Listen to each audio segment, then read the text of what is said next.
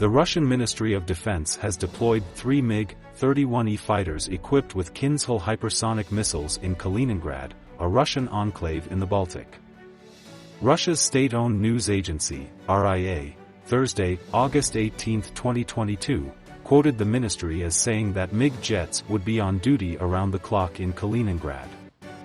Kaliningrad on Russia's Baltic coast, which lies between two NATO and EU members Poland and Lithuania, became a flashpoint after Lithuania moved to restrict the transit of goods to the region through its territory, with Russia promising retaliation.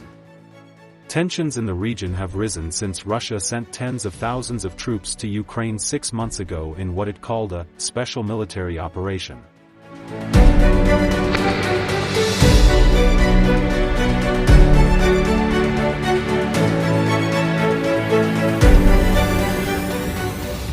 Earlier on Thursday, Finland's Ministry of Defense said that 2 Russian MiG-31 jets allegedly violated its airspace near the town of Porvoo, in the Gulf of Finland 150 kilometers from Russia. U.S. State Department spokesman Ned Price said Washington had seen an announcement from Russia regarding the asset repositioning, which he said was described as a matter of defense and deterrence.